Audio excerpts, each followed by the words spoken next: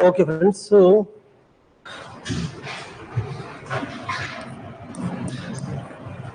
is it visible to the last bench? Last year, or shall I increase the thickness?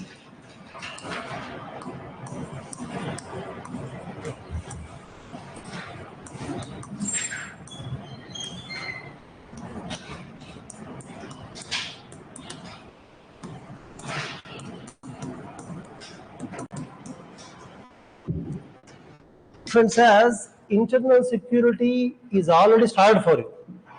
By now, you know that internal security is concerned with the security threats, possible threats for India, mostly coming from inside the India, and sometimes the activities done outside the borders of India may affect the citizens of India also. Such things also we'll discuss. So, in the syllabus of UPSC, they mentioned left-wing extremism. Actually, among all the internal security threats, left-wing extremism is considered to be the most dangerous, according to the past Prime Minister Manmohan Singh. In 2006, actually, while writing mains answers, sometimes you can quote what is said by the President of India, Prime Minister of India. You can say that in 2006, the Prime Minister of India said that left-wing extremism is the biggest internal security challenge of India. You can tell that, you can write if you want. In 2006, you can keep the heading as left-wing extremism. Okay, in 2006, Prime Minister of India said that left-wing extremism is the biggest internal security challenge of India. Internal security challenge to India.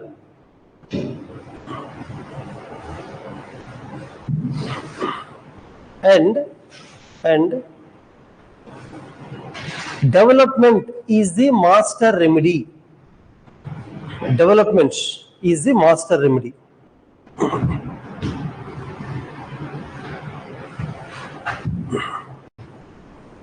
This is what he said. And you will understand this statement in the due course of time. Before that, I want to ask you a question. I think you understood, no? Development is the master remedy, means solution.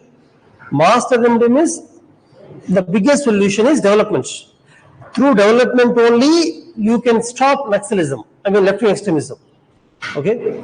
Now, before that, by the way, the word left-wing extremism, actually left means, see, you know, in politics, left, center, right. Some people call BJP as right wing, Communist Party as left wing, Congress as centralist. That's what generally we call in politics. These names came from French Revolution, French government. In the French Parliament, on the left side, Communist Party used to sit. On right side, the Capitalist Party used to sit. In center, some party. So from there on, these names came. You will learn it in political science. In political science, in the thought, you understand why they call left, right. Simply based on French Parliament, it came. That's all. There's no meaning for it. There's no meaning for. Hello. Next actual class from Hyderabad lo. Ashok handle cheyega to Ashok phone cheyi.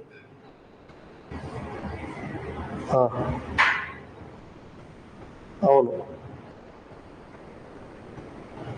Okay.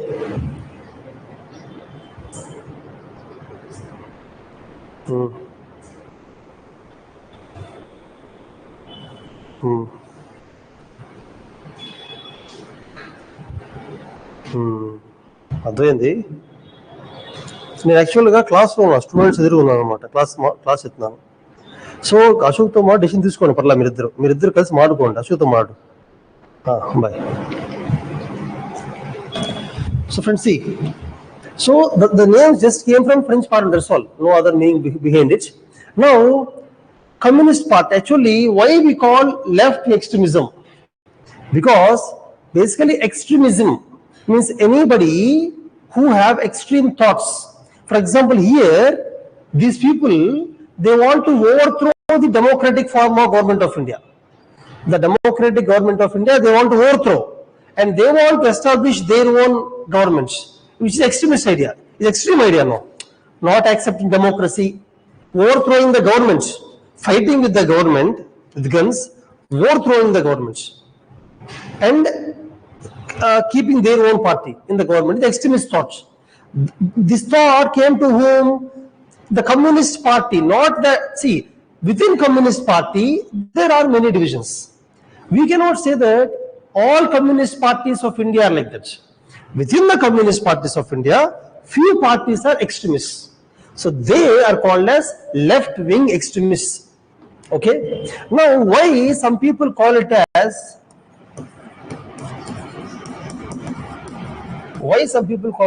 Naxalism?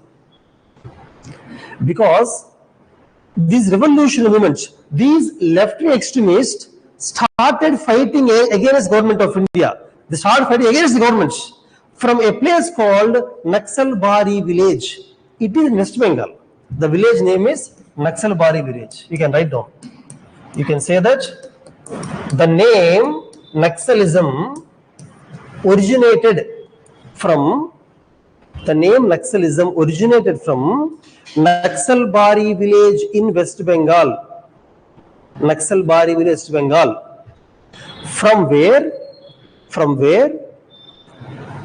the left-wing extremism is originated in India. In India, internationally, many countries are there.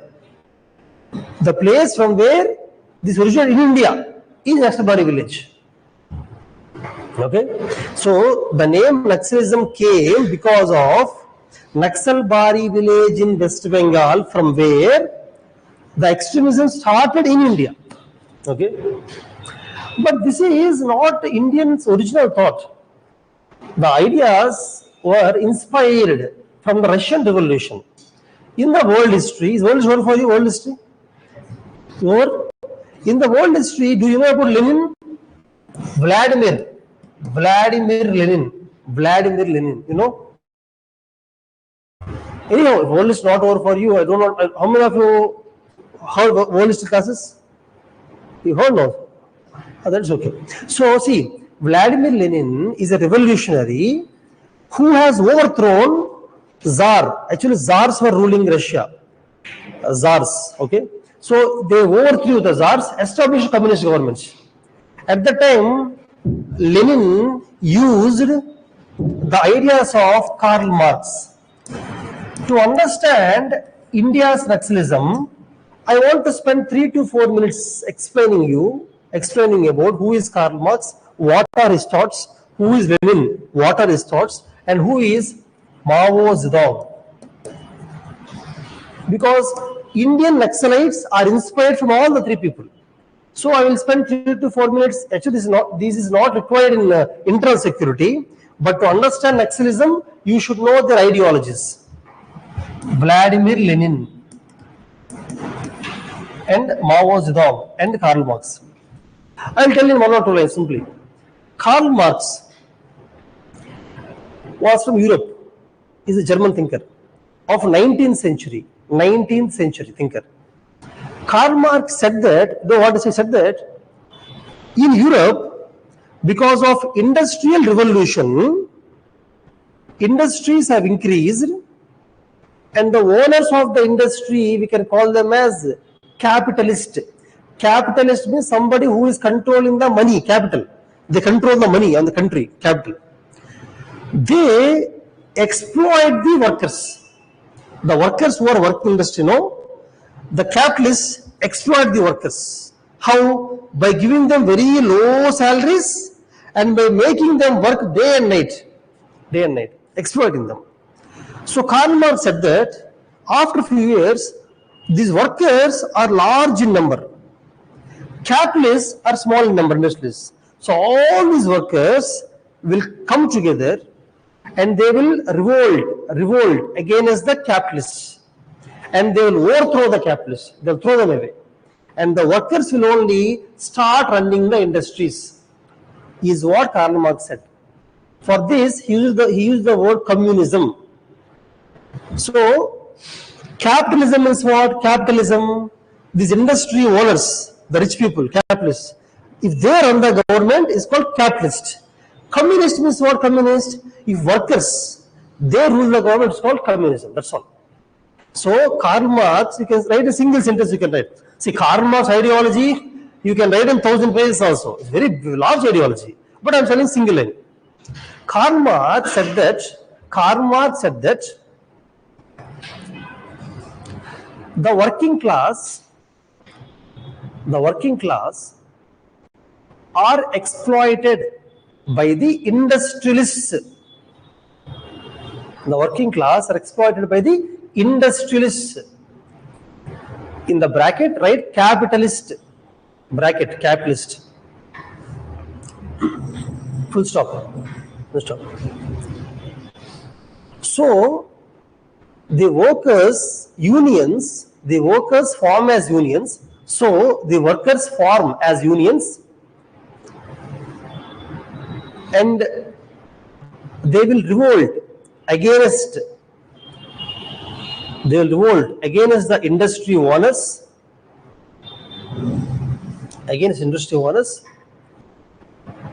and they will take over the government,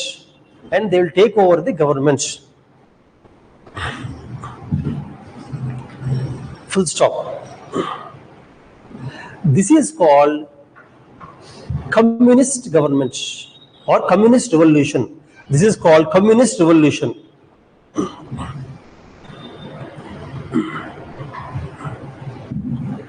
Friend, I told you in a very simple basic words. Actually, communism is a very large concept.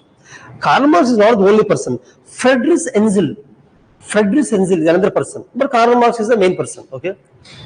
See, actually, those who read this Karl Marx ideology, who read this, will become a strong communist. One example is George Reddy. You have seen George Reddy movie. George Reddy is a communist, basically, communist party. Okay. So generally, Winston Churchill, the Prime Minister of UK, Winston Churchill, once upon a time, you know what he said? He said that when you are young, you will be attracted by the communist ideologies. When you are young, you want to become communist. When you become old, you will start thinking that communist ideology is not practical. It's not going to happen. Because these workers, after they become industry owners, again they'll behave like this. To increase the profit, again they exploit the workers. It's a common trend. That's what Winston Churchill said. So Winston Churchill actually said that communism, to listen, it's a very interesting concept. Because you feel all workers are exploited, so they have to revolt and fight again. They feel like that. But practically, it is not possible.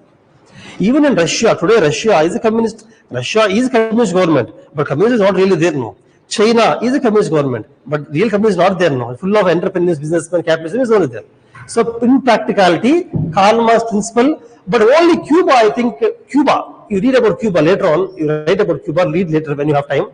Cuba is the only government which actually followed the Karl Marx principles, but that's why it could not develop. The country could not develop lots. Okay. Now friends, let's come to Lenin. Lenin is 20th century. Karl Marx is 19th century philosopher. Karl Marx philosophy is followed by Lenin in Russia.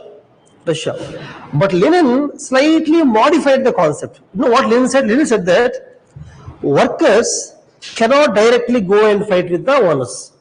So workers have to form a armed union, armed weapons. They should have they should create a small group who have weapons, who can go and fight with the owners, the capitalists. So that's why Lenin created a revolutionary group. Lenin created a revolutionary group with weapons. They fought against the government, they voted the government. So you can write down, I'm trying single line, Vladimir Lenin, the Russian revolutionary, Vladimir Lenin, write down, the Russian revolutionary modified the communist concept of Karl Marx slightly, modified the communist concept of Karl Marx slightly, full stop. He proposed that an armed revolutionary group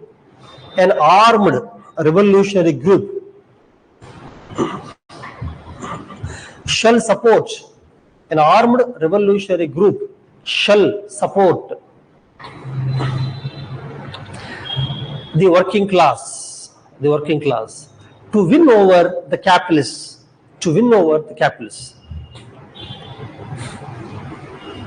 Friends, where is AC remote? I think it's too cool.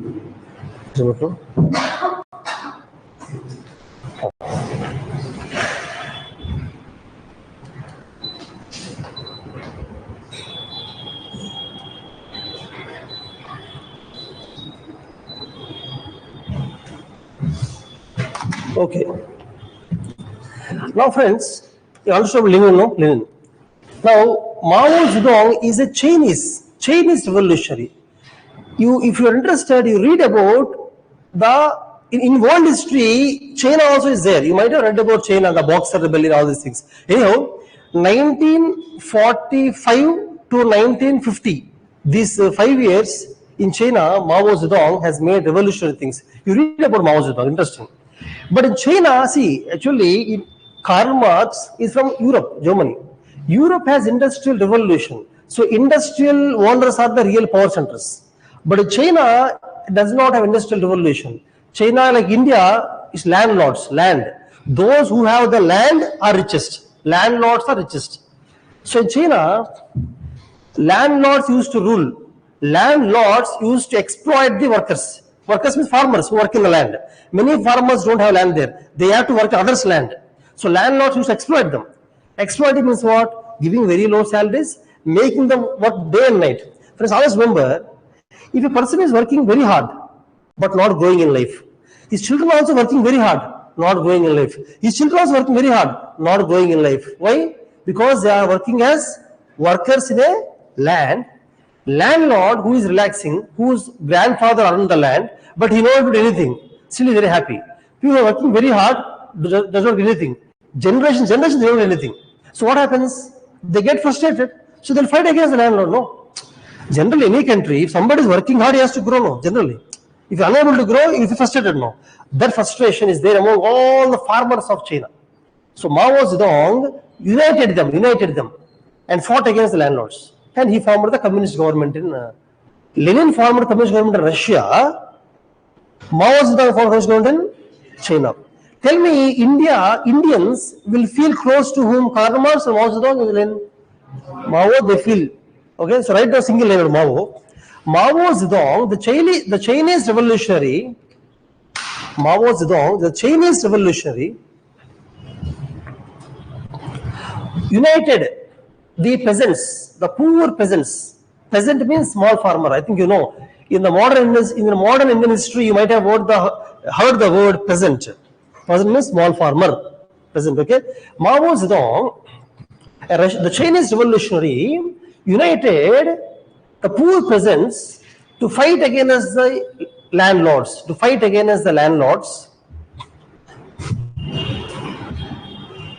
And he created the communist government in China.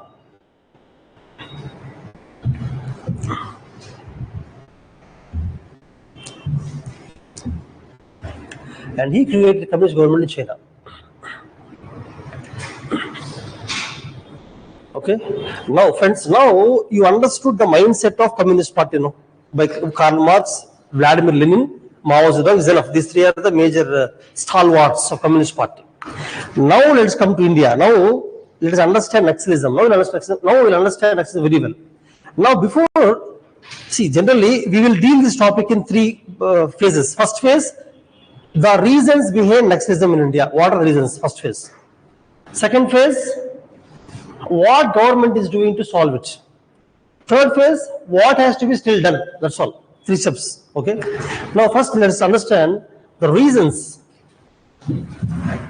The reasons behind left-wing extremism in India. First, remember, every country cannot have same reasons. Reasons change from country to country.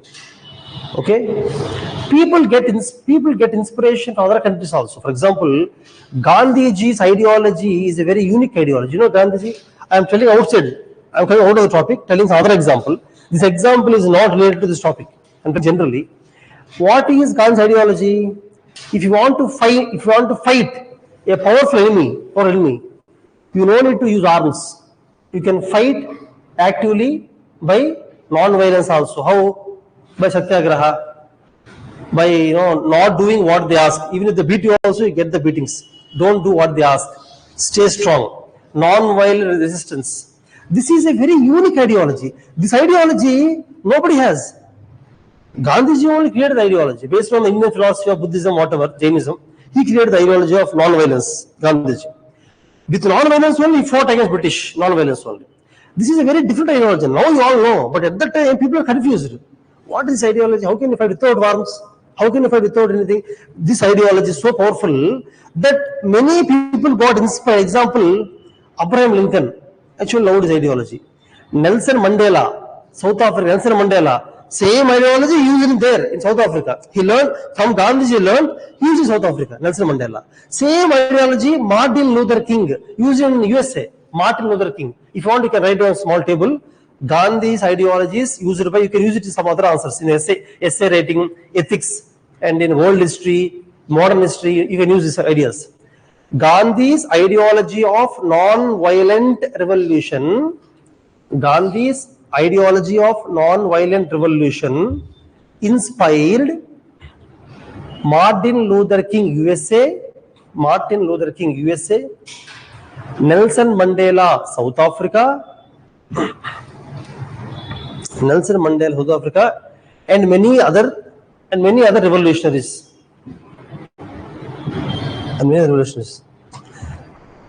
This is separate thing, okay? I am telling this because this is exactly opposite to communism. Communism says revolutionary.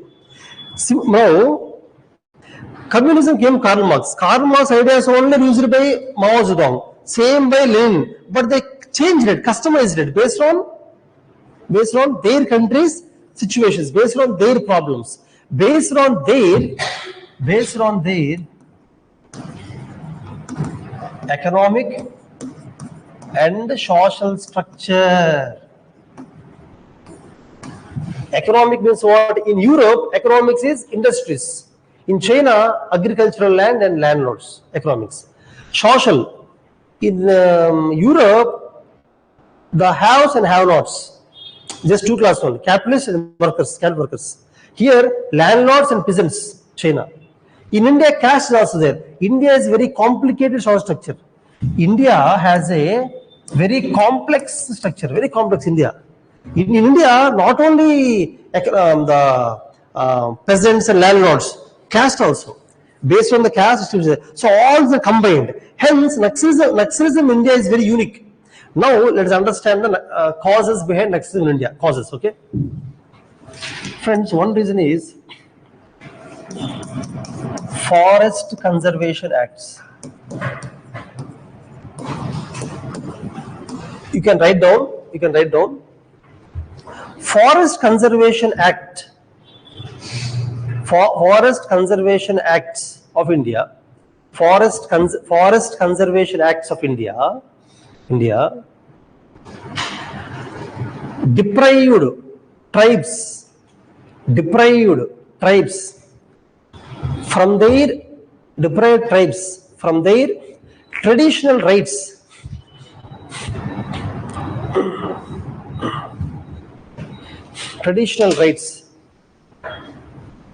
Of shifting cultivation, collecting minor forest produce, like tendu leaves, etc. Full stop. Forest gods exploited the tribes. Full stop. Livelihood of tribals is affected. As they were thrown out of their ancestral land. Of their ancestral land.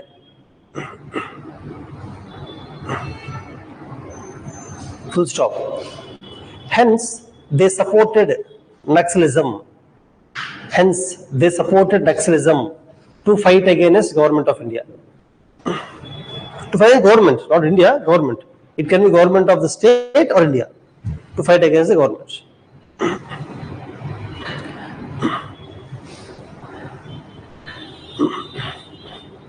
Now here, friends, I want to tell you something. I think you wrote, no, you understood. See, when British ruled India, you know Alluri Sitaramraju, you know?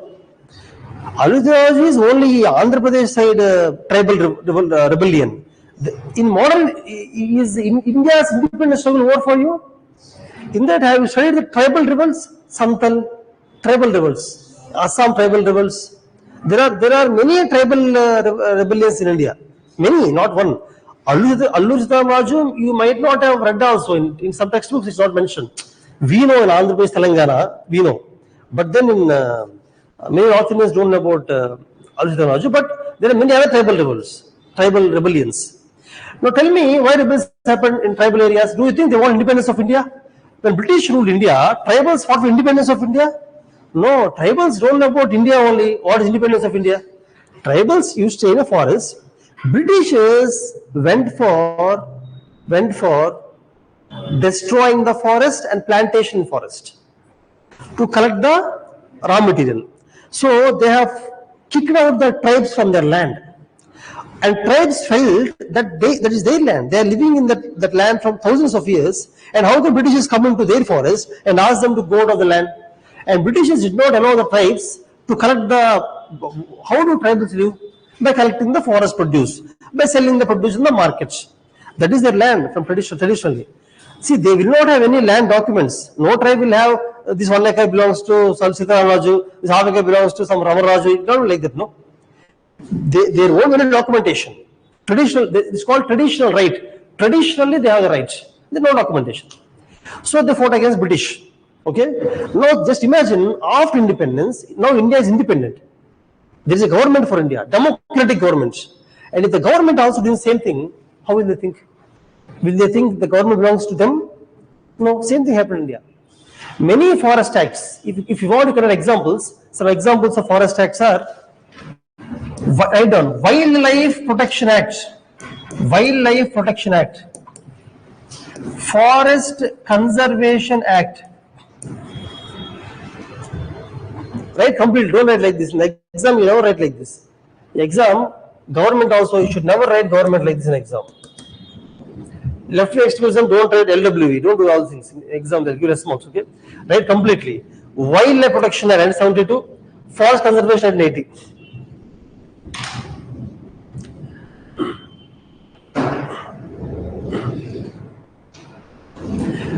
You know what these acts have done? None of these, many acts are there. India has many forest conservation acts.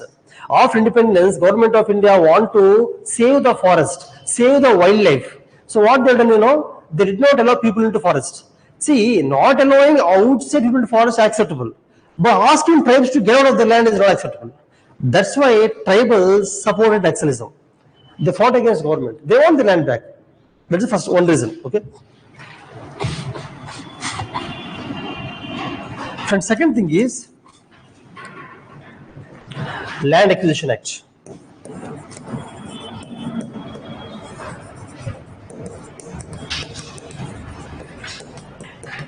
Land Acquisition Act.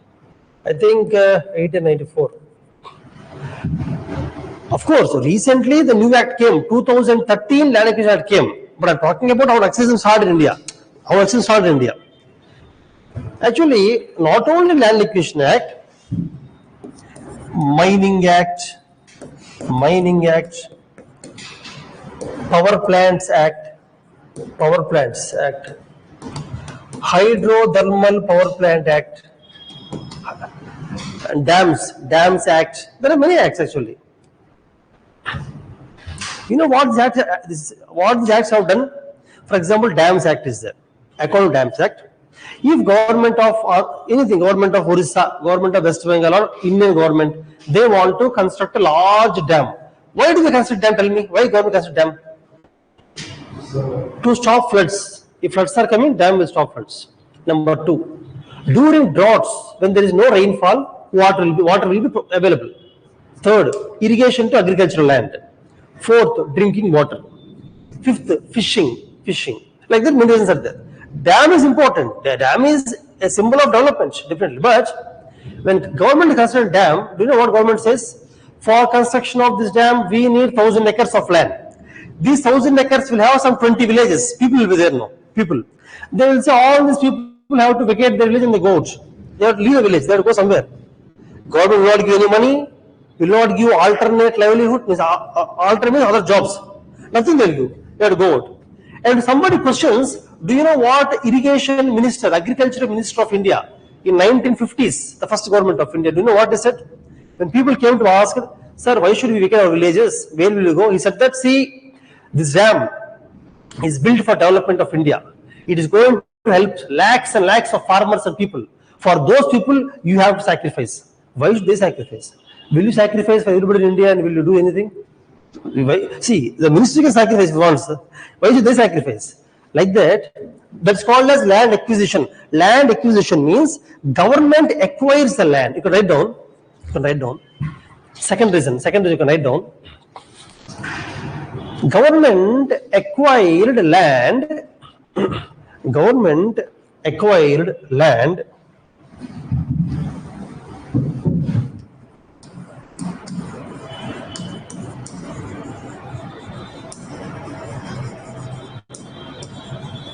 Government acquired land for mining, road construction, dam construction, power plants, and other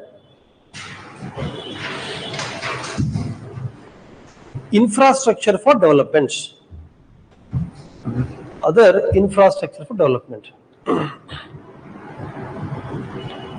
Full stop. For this, they deprived several people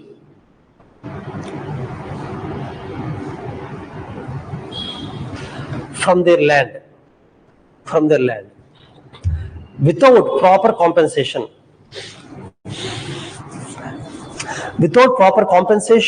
And rehabilitation.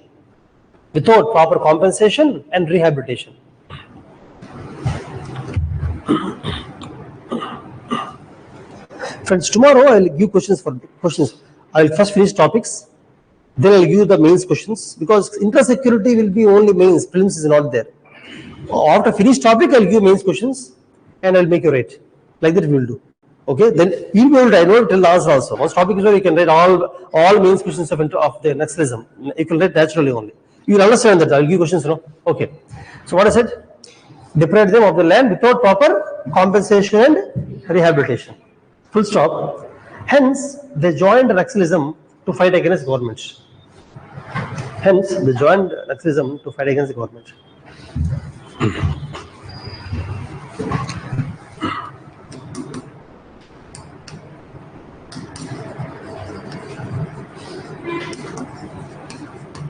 Friend, the next reason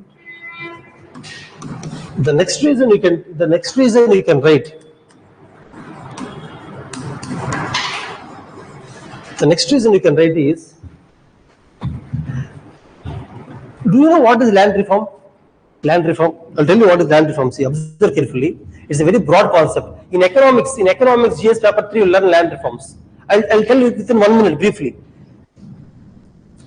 During British time, Britishers have completely exploited the farmers of India, landowners of India, for collection of tax. I'll tell you one example. Britishers used to collect the tax from all the farmers. Farmers produce the crop every year. Whatever crop they produce, previously when kings were there, when India was ruled by kings, what kings used to do, if a farmer produces some amount of crop, from that crop he will take some part as tax. It is acceptable. Because if you produce 10 tomatoes, they can take 1 tomato. If you produce 1,000, they will take 100. That is acceptable. But Britishers, you know what they have done?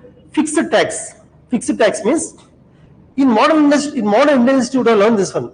Fixed tax means, I am a farmer, I have 1 acre of land. In my 1 acre of land, generally, if the rainfall is good, if soil is good, everything is perfect, no disaster, I can produce crop which is worth 1 lakh. An example, 1 lakh is very high, only example.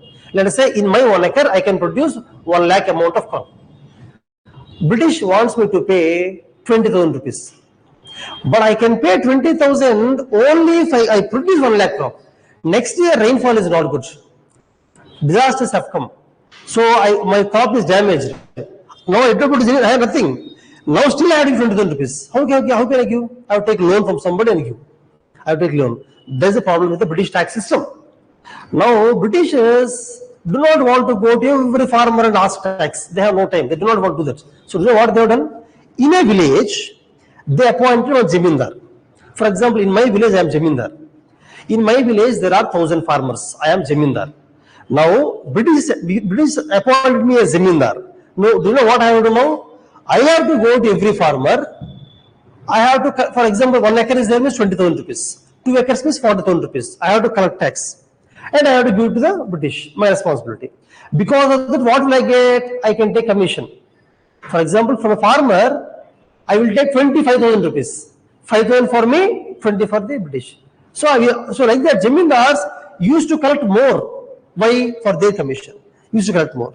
Now, there is one rule. The rule is, if any farmer is not paying tax, Jamindar can take his land. Actually, when I started as Jamindar, I have 1 acre. Next year, I have 10 acres. Because 10 farmers did not pay tax, I will take their land. After that, 10 more acres. Slowly, this person owned the entire village. Now, in the village, everybody became landless. They lost their land. All land belonged to Jamindar. Do you know after what happened after that? Now, Jamindar has to pay tax. That means Jamindar has to produce the crop. If Jamindar fails, I know I have 1,000 acres, but I should also grow the crop now. If unable to grow the crop, then what happens? I cannot pay the full. That happened. So British used to torture the Jamindar, imprison the Jamindar. So Jamindars also, later on, Jamindars also fought against the British. This happened. Jamindars used to fight British. Now after independence, India got independence. After independence, what happened? Still I am Jamindar only. Suddenly, if you ask me, government of India asked me to give land to people, how can I give? Because this land came from my grandfather's Jamindar, then my father, now me. Now I do not even know which land belongs to whom, I don't know. All is mine only. Now, one of the land reform. So, land reform means, because of Britishers, whatever system is disturbed, the system has to again be kept in the place. Land reform. One reform is abolition of Jamindari. Abolition of Jamindari.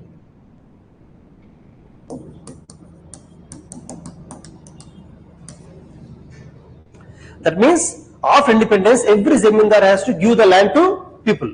Is the rule. Do you think Jamindar will give? Why will not give? Because he is in the political party. See, what is government? MPs, MLAs in the government, ministers, no? They are landlords. They are all Jamindars. So, for example, Anti-Corruption Act, one act is there. An account to which nobody should do corruption. Is it possible? MLA MPs don't do corruption, first of all. Forget others. So, people who make the law, they themselves do so. For example, Anti-Dowry Act, nobody should take dowry. Who has to implement it? Police. Police will not take dowry. So, who will implement that? Like that? The problem is, land reforms are there in India. Government of India made land reforms. Acts were passed. But poor implementation. Because what happened, all these poor people, they are landless. Landless people. Landless means they have no land. What they felt? Okay, now we got independence. Now India is only ruling our own country. Democratic government, no. I only have voted. I voted and I selected my MLA MP. Now they'll help me. Now they'll give me the land. But they don't give the land. Of course, in some places it happened.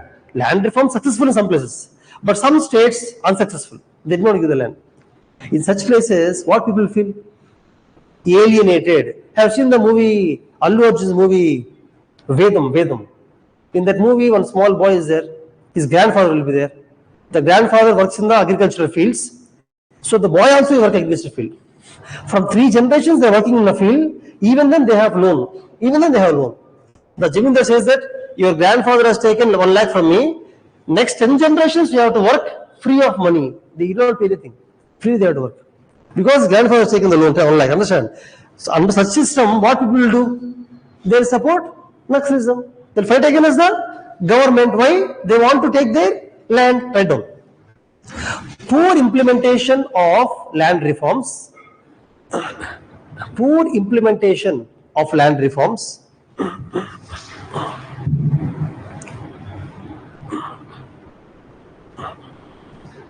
Like abolition of Jamindari system. Poor implementation of land reforms like abolition of Jamindari system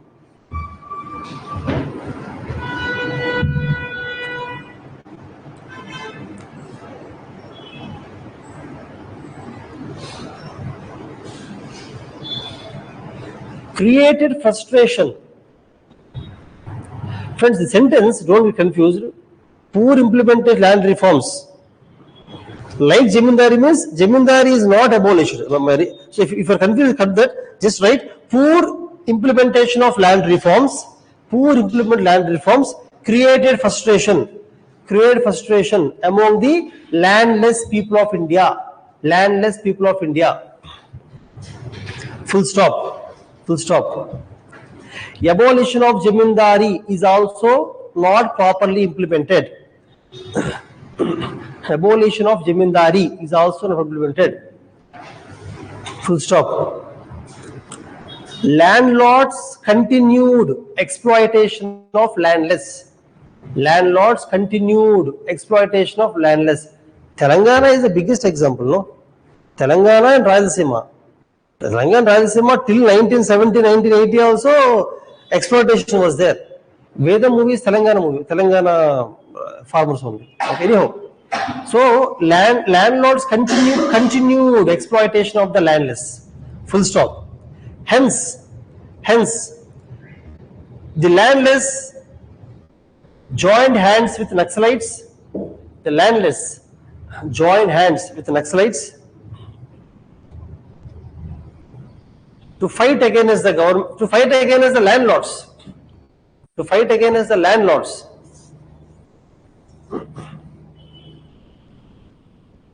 To fight against the landlords and to get their lands back. And to get their lands back. I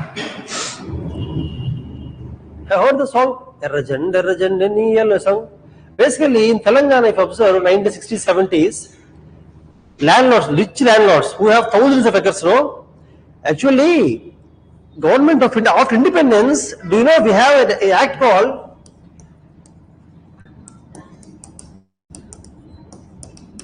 Land Ceiling Act? Land ceiling means nobody should own more than 100 acres like that. One limit is there. More than that should not own. But I have 5,000 acres, 6,000 acres I have. How then, if the Land Ceiling Act is there, I am a person in Telangana, I have 1,000 acres. How can I manage that? By putting them in the names of other people. 100 acres my name, 100 acres Binami, other Binami, but entire land belongs to me only. Like that, I used to bypass the Land Ceiling Act. The act can be bypassed. For example, I should not take dowry while marrying. What I will do? I will take some cash, some gold, one car I will take, one lorry I will take, whatever, I will take something. I will bypass the dowry act like that. Okay. So this is bypassed.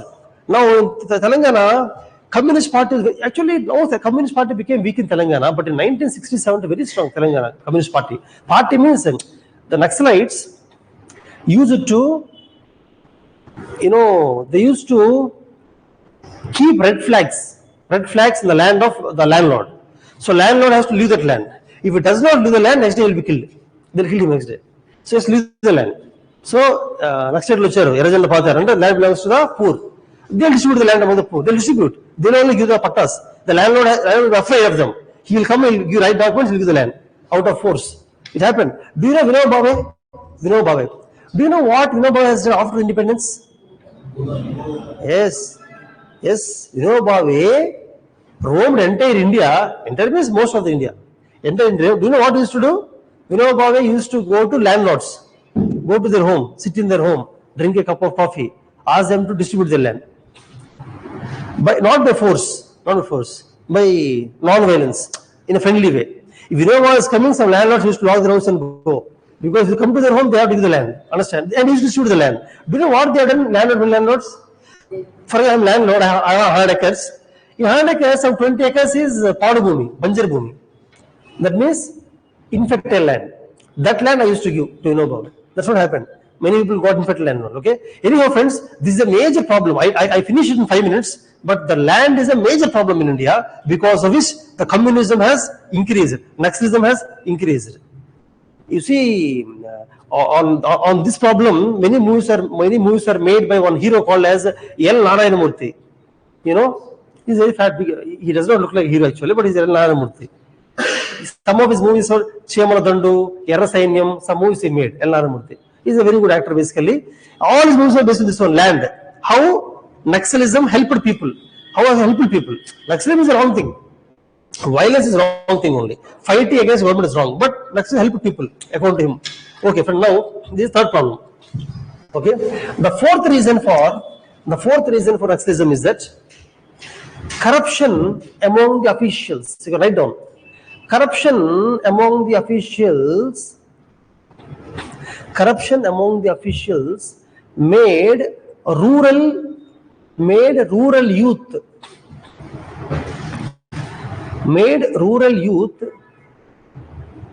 alienated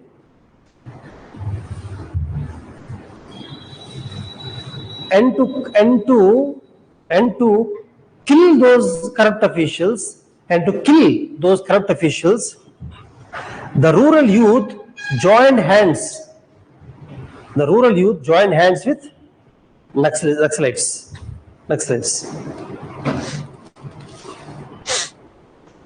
Example, friends, I have seen the Rakshiritra part 1. Rakshiritra movie part 1. Vivek Oberoi, he goes to Naxals, you know why he goes to Naxalites? He initially goes to police station only. He goes to police station to complain the police that his brother is exploited by somebody. But do you know what police will do? They will not release brother. Police will lock up death. So now, when you feel the government officials are corrupt, when you feel the government is not doing justice, then what will you do? Go to Naxalites. Take help of Naxalites. For example, I want to fight police. Police killed my brother. I want to fight police. If I go to Naxalites, I will have guns. I will have army. I can come and kill the police now. Like that, many. I have seen the movie Dandakaranyama, Aranya Parvam, Rana. In the movie also they show attack on the police station. So many in the rural areas, mainly MLA, police and revenue officials. These three only. Police, revenue officials and politicians. Do you know what they used to do? They used to occupy the land illegally. For example, I have a land. Land kabja, you know. Revenue people, bureaucrats, government officials, police and the politicians, MLA, used to take the land. Or they used to collect the tax, illegal tax from the people. I am a storekeeper, I am earning 10 rupees per day. They used to come and ask someone, police, and I had to give them. If they don't give, they'll kill me, they'll beat me. So here what is happening? The rural youth, because of corruption of the officials, government officials, they felt alienated. See, how can I feel government is for me if the police are beating me?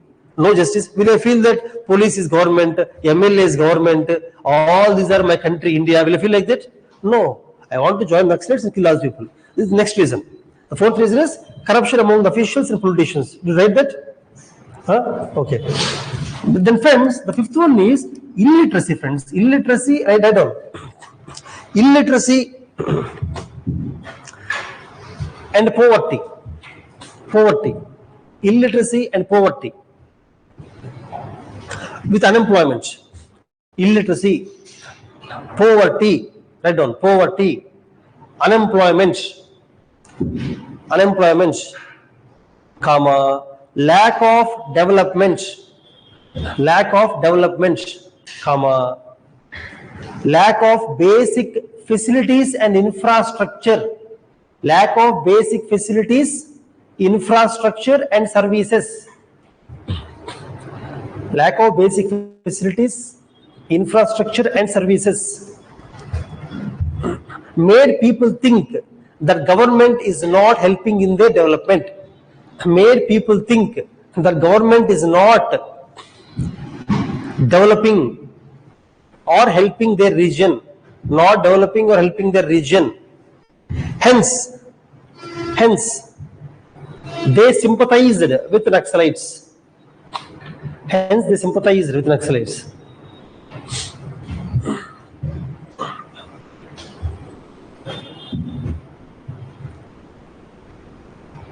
Full stop.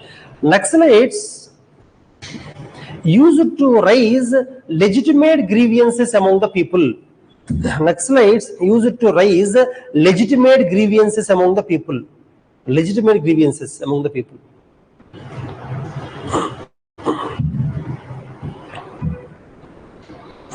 Full stop. They occupy the areas having administrative vacuum. They occupy the areas having administrative vacuum,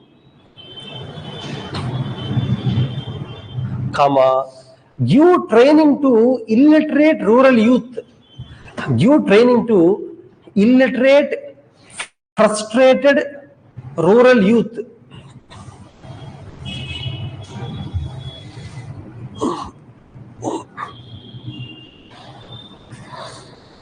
And expand their operations.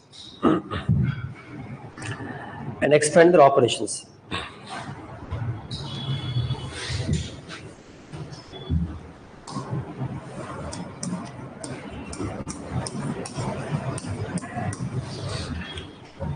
If you see what I said that Naxalites will not be in entire India. They will be in those places where administration vacuum. That means where the government officials are, that means mostly tribal areas, rural areas, forest areas, where easy to escape, where administration vacuum. Vacuum means proper administration is not there. There they will go. There they will go. And you know what they will do? They will raise legitimate grievances. That means they will say, did you get your ration? No. Do you have drinking water in the village? No. Do you have any jobs? No. Is schools there? Schools are not there. Hospitals? Not there. Roads? Not there. So why do you think the government is doing? Then what people will feel? No, government is not doing anything. We got independence 30, 40 years back, government not doing anything. Come with us. Join us. We will fight the government, throw the government, we'll establish a good form of government. That's what I said actually. They used to occupy administrative vacuum.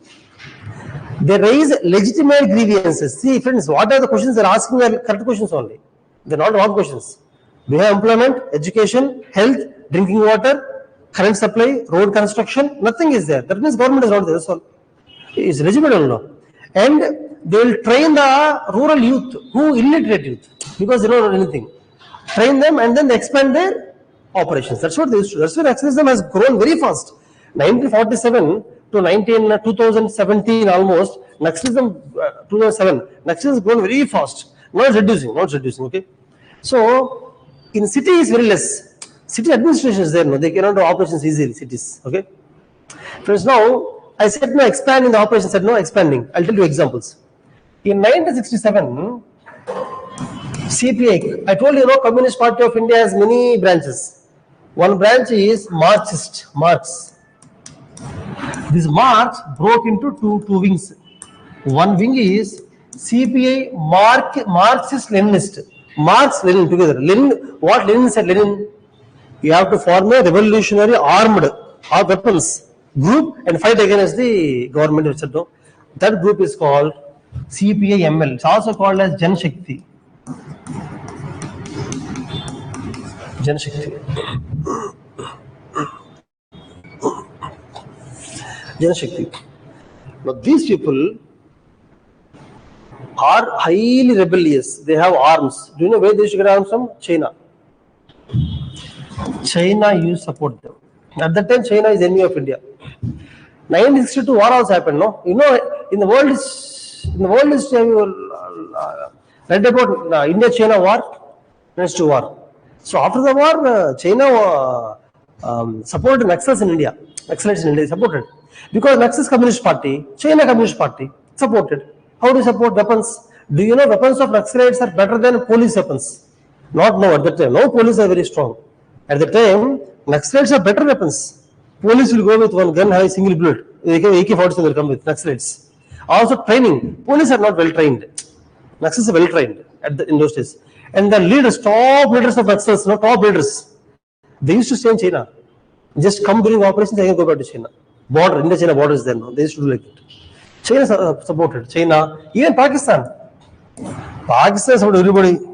Whoever is fighting against India. Pakistan ISA. At that time only, because of all these things, India declared Naxalism as terrorism. Naxalites are called as terrorists. Terrorist means who? Terrorist is anybody who terrorizes with violence, with throwing bombs, guns. Terrorizing terrorists, that's all. Terrorism does not have a meaning. Terrorism is those who create terror to achieve their means. It's called terrorists, that's all. So Naxalites also became terrorists only. Okay, write down. In 1967, CPI Marxist-Leninist formed in India. Full stop. It's an armed group who created violence. It's an armed group who created huge violence. It is called Jan Shakti. It's called Jan Shakti. Their leaders used to hide in China. Full stop. They got support from China and Pakistan ISI.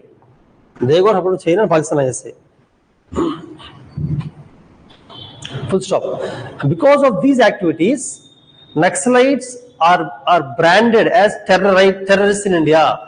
Naxalites are branded as terrorists in India.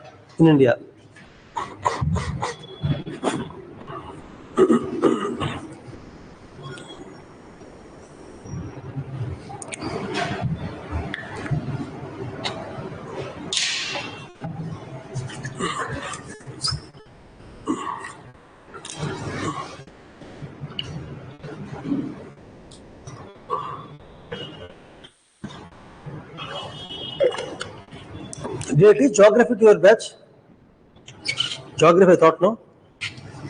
Oceanography, I thought to your batch? Oceanography, no? You, I thought, no? Sure, no? Okay, friends, now see. Similarly, friends, by the way, before that, now,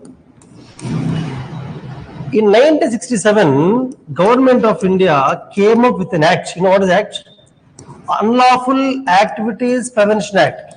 This act is for terrorists, mainly for terrorists. Unlawful Activities Prevention Act. It's a very dangerous act. Do you know what dangerous? Dangerous means what, you know? The act is actually to curb terrorism, to catch terrorists. Okay. Normally, if somebody does a crime, police can take him into custody. Within 1 day, they should produce before magistrate, magistrate. And if there is no proper evidence, he should be left. There is a procedure generally, any crime. But under the UAPA, after arresting, they no need to produce in the court immediately. They can keep for a few days, do investigation. Investigation means what? They'll beat them, torture them also. And after taking to the court, if there is no evidence also, still they can be detained for some time, without evidence also. Why? Because it is for terrorists. Terrorists are dangerous. Terrorists, if you leave them just like that, they again escape, again they'll cause terror. That's why UAPA is good for terrorists. But this is misused by police. I am a police officer. Let us say I hate you because you scolded my son, my daughter, somebody, let us say. Or I belong to a ruling party, you are opposition party person. Now what I will do, I'll put a UAPA case on you, terrorist case, UAPA case. You will be thrown into prison. No evidence required. Understand? They can torture you also. Like that, this act, the intention of act is good, but misused. You understand? Now for listen carefully. You can write down. Naxalites used to be booked under UAPA, Unlawful Activities Prevention Act, 1967.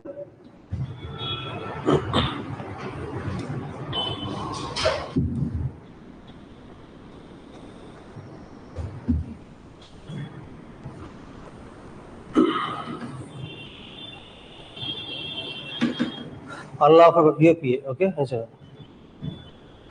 Now, friends, in 2004, do you know what happened in 2004?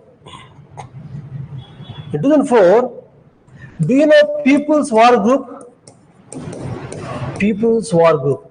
It is a rebellious group against government of India. They joined with the Communist Center. And they both together formed a powerful party called CPI Maoism. And these people are called Maoists. I have heard some people don't call Naxalites, they call Maoists. I heard that Maoist Ucharu, Maoist have killed people, Maoist. Maoist means they belong to this group. CPI has many groups. For example, these people are not called Maoist. But generally in media they call everybody Maoist only. Media, every accident they call Maoist only, but every accident Maoist. Maoist is who belong to this Maoist. It's more dangerous than this group. It's highly dangerous. If 1,000 murders, 1,000 killings happen, let us say, if 1,000 killings happen because of Naxalites, in those 1,000, 800 killings are done by the single party. There are many Naxalite groups, many groups. In that, this group, you can write down. In 2004, People's War Group joined hand with Communist Center of India. People's War Group, PWG, joined with Communist Center of India to form the most violent party, to form the most violent group called CPI Maoist. CPI Maoist. Who is Mao? Mao, you know, I told you about it. Very good. CPI Maoist. Full stop. They are reason behind 80% of Naxal violence in India. They are reason behind 80% of Naxal violence in India. Full stop. They are spread across 40% of India. They are spread across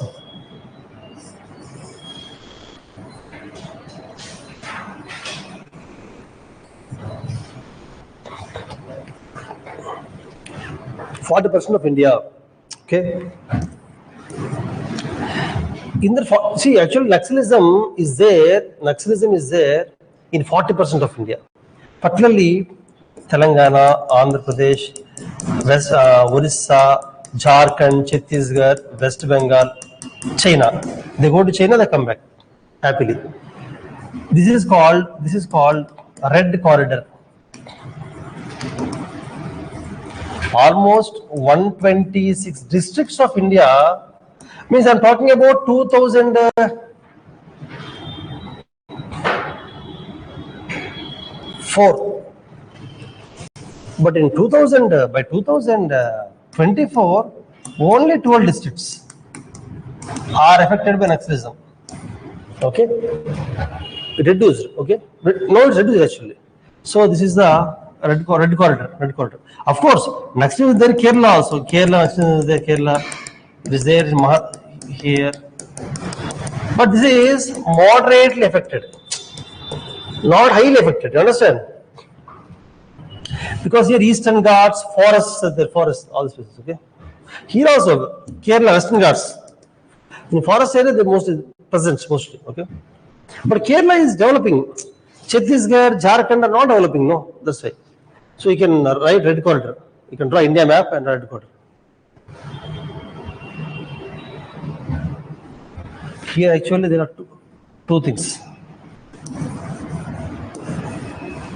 Anyhow, friends, you can write down red corridor is the Naxal affected states of India, mostly lying across the eastern parts, connecting to China, you can write. And you can write in 2004, 126 districts are declared as Naxal affected. In 2004, 126 districts. How many districts are there in India? Roughly 712. Roughly 712. It is changing, but generally 712. This number is not correct. Roughly 712. It can be 730, 725. Changed. It's increased now these days recently. Okay. So, but in 2024, only 12 districts are declared as Naxal affected. That means Naxalism has reduced in the last 2 decades. Naxalism fell down in the last 2 decades. Mainly, Naxalism fell down mainly in 2017. Government came up with a strategy called Samadhan. I'll discuss Samadhan. I'll discuss in the next, after some time. Also, in 2015,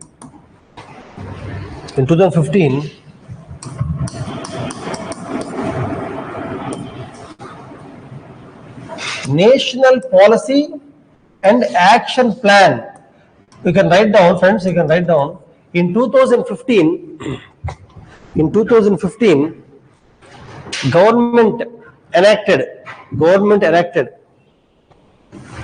national policy and action plan. Write down national policy and action plan to eradicate left-wing extremism. In 2015, the government enacted national policy and action plan to eradicate, not eradicate, to address, to address left-wing extremism. These two things really helped. These two. One more thing that helped actually is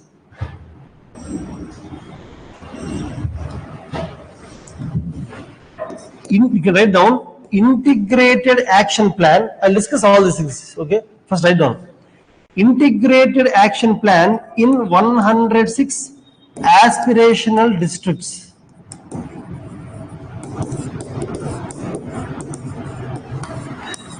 Another program that really helped to reduce Naxalism in India is integrated action plan. Integrated action plan in 106 aspirational districts.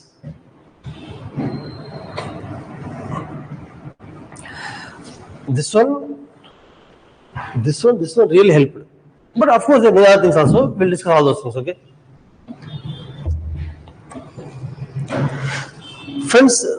Now I'm going to the next phase. I discussed about what is Naxalism, the ideology behind Naxalism. I told the various reasons behind Naxalism. I told you how Naxals work, the working style. I told you why people are attracted towards Naxalism. You understood the reasons now, why people are attracted to Naxalism. The rural youth, the young people, the tribals, the farmers, the landless peasants, everybody, why are they attracted? Understood? Now let us come to discuss. Let us discuss now about government measures. The government measures to address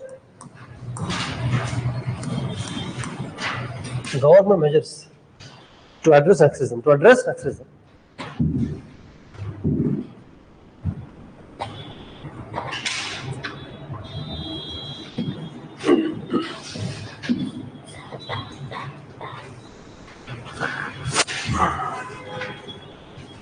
What's time?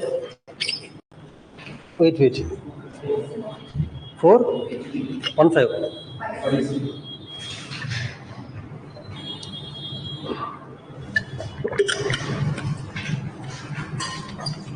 Friends, the government measures. Government follow two measures. One is development measures. Also called soft measures. Other one is security and policing, also called as hard. You can write down, friends. Government followed a two-pronged strategy. Prong means in tuning fork. You know tuning fork? A tuning fork has two prongs. No, prong. That's how the word prong came. Okay. Government followed a two-pronged strategy of soft and hard. Government followed a two-pronged strategy of soft and hard measures.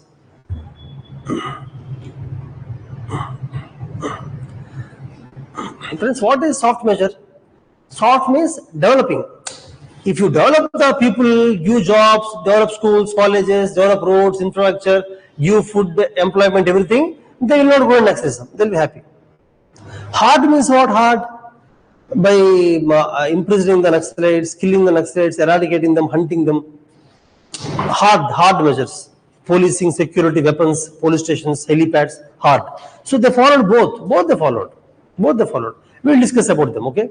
For example, development measures, one of them is integrated action plan. I told you about this, Friends, you know what I mean of integrated action plan? I'll tell you. Friends, in India, the problem is, in India, we have many government schemes. For drinking water, there is a scheme. For children development, for education, healthcare, employment, land, water, agriculture. Everything schemes are there. But they are not implemented. Because each scheme is implemented by one ministry. And all the ministries will not work together. They are separate. Hence, there is no coordination. Coordination is the biggest problem. Coordination. Okay? I'll also tell you about one formula that you remember later on, okay? Now, in the integrated action plan, what government is running now? Government, through the video conferencing, every day asks about performance of every scheme. District collector of the aspirational, actually, integrated action plan is not for entire India. Only Naxal affected districts. How many are there? Naxal affected districts.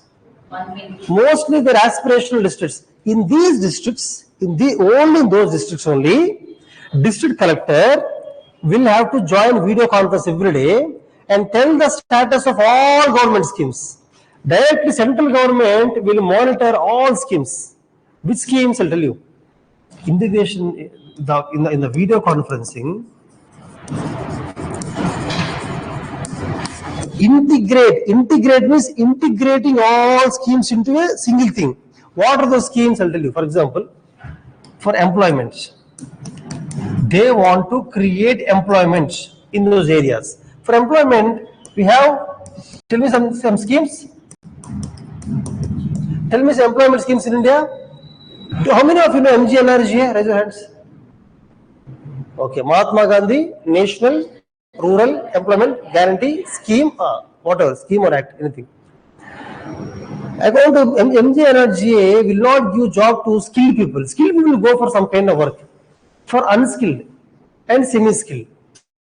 For unskilled and semi-skilled, as per MGNRGA, the panchayat only will do it. Panchayat. A panchayat in that village is only for villages, not cities. Okay? In panchayat, in their village, panchayat has to give job to everybody, unskilled, semi-skilled, for at least how many days? 100 days. Entire year not required. The main days harvesting will be there, some other works will be there. On the days the work is not there, 100 days they have to make them do some kind of work and give money. That means employment only, no? MGNRG. Then National Rural Livelihood Mission. You read about these schemes. No, I cannot explain this because the topic is Naxalism. Topic is not the government schemes. No, you write down, you read in the Google later on. National Rural Livelihood Mission. According to that, in the rural area, the government creates livelihood, jobs, business, skills, so that they can earn some money. Okay. Write down. Integrated action plan in the 106 aspirational districts. Integrated action plan in the 100 aspirational districts takes care of several development measures. Full stop. Through video conferencing, central government directly monitors. Through video conferencing, central government directly monitors all the government schemes. Like below. Right, first one. For employment, these are the schemes, employment. Then, for connectivity. Friends, connectivity means See, remember, in India, this is India, some places are not connected. There is no road connection, no bus connection, no train connection, no power supply, some villages, no water supply. So what happens, that village will become isolated. Isolated means what? Isolated means not connected to remaining part of India. If it's not connected, how can it develop? Development has to spread. See, if this is develop Hyderabad, this development go to Warangal only if there is road connection to Warangal. If Warangal road is not there, it will get developed. No, understand? So connectivity, friends, connectivity means road, rail, water, electricity, communication, like TV, you can write down actually. A village has to be connected by all these things, connected. Only then it can develop. Only then it can develop. For road connectivity, tell me of government scheme. Pradhan Mantri, very good. Gram Sarak Yojana, write down. Pradhan Mantri, for employment you can write down MG Energy and National Rural Livelihood Mission, you can write down. For road connectivity, Pradhan Mantri Gram Sarak Yojana. Rail connectivity will happen because of railways. There is no scheme for it. Actual railway schemes are different. For example, Eastern Green Corridor scheme, Industrial Corridor Development, they're different, okay? And water, National Rural Drinking Water Program. Program is there, drinking water. Friends, drinking water is very important, friends. Adilabad, Telangana, fluorosis is a problem. Fluorosis, where the teeth are yellow, bones will bend, yellow color. Fluorosis, because of high fluoride content in the groundwater. They should not drink the groundwater, Adilabad. So what government has to supply the drinking water. Like that in many places of India, drinking water is important. Without drinking water, what's the point? You get diseases now. So National Rural Drinking Water Program, water supply to the villages having no pure drinking water. For electricity, we have Pradhan Mantri National Rural Electrification Mission. Is also called as Pradhan Mantri Gram Jyoti Yojana. Also called as Pradhan Mantri Gram Jyoti. Jyoti means power. Power supply. Jyoti means power supply. Pradhan Mantri Gram Jyoti Yojana. Just write down. Each scheme you read sometime, but the schemes are very useful to you in the current affairs. About each scheme we can discuss for 10 minutes. 10 minutes I can discuss about each scheme. What is the scheme, all these things. But this is not the platform for that, okay? Pradhan Mantri Gram Jyoti Yojana. Or National Rural Electrification Mission, NREM. Power supply to villages. Friends, if power supply is given to village will develop. If power supply is there, you can read in the evenings. You can read in the evenings in the home. If power supply is there, bore water, you can have bore water for agriculture, farming. If power supply is there, you can create small industries, small cottage industries. You can tailoring mission, small missions you can keep. And you can work, you can build revenue. The power loom for textiles. If power supply is there, village will develop. If there is no power supply, develop not there. In India, many villages don't have power supply. Those days, no power supply is there. No. There means almost there. Not 100%, almost there. Then friends, communication and TV. Friends, communication means what? Mobile towers. Friends, you know what? Mobile towers are very important. See, if cell phone towers are not there, mobile phones are not there, development is not possible. Whatever is happening across India, how will you know? By mobile phone, either landline, mobile phone. Phone is very important. Without phone, the development is impossible. You will not know what is happening also.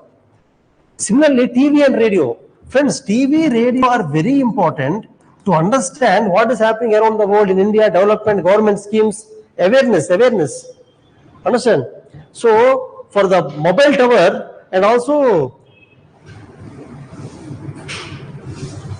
Digital Bharat 2.0 and Bharat Nidhi scheme, you can write down Bharat Nidhi, Digital Bharat, National Optical Fiber Mission, write down National Optical Fiber Mission, Bharat Nidhi, Digital India Mission, etc. Like that, many schemes are there through which mobile connection, internet connection, TV connection, everything are established. mobile, internet, TV, very, very important for development.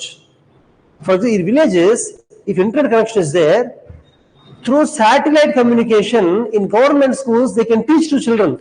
They can have a TV, children in the class, in TV class will go, classes. You see, every village cannot have good faculty cannot be there.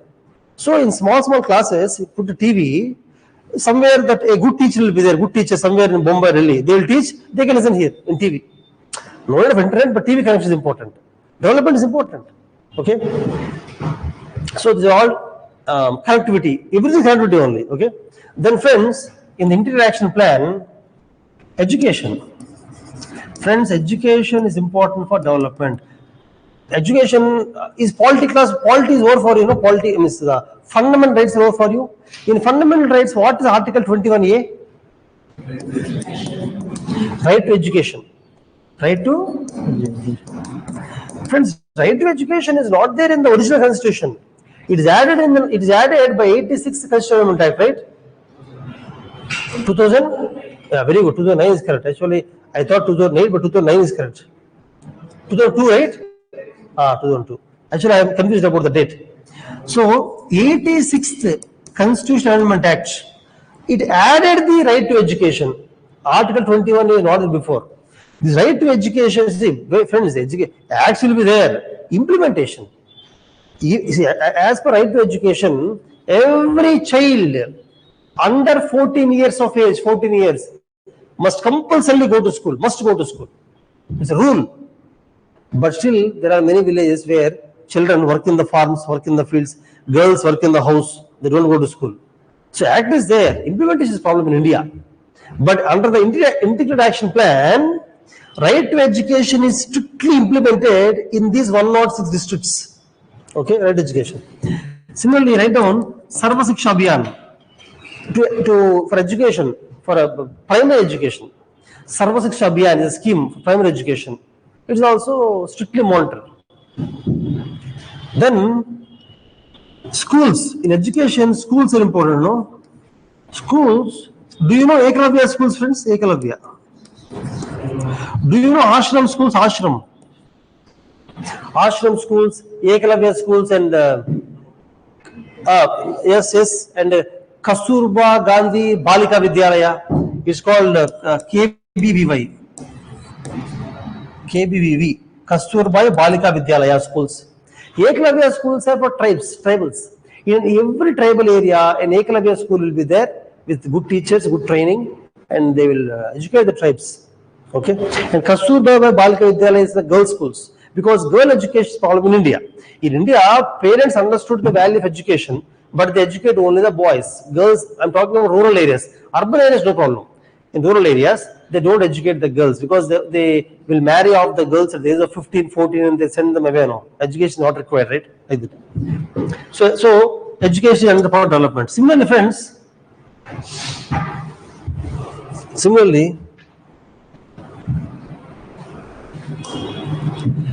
health. National Rural Health Mission. Also, Integrated Child Development Scheme. Integrated Child Development Scheme is taking care of the child health right from the time when they are in the womb of the mother. Prenatal and postnatal and early childhood care. Early childhood care,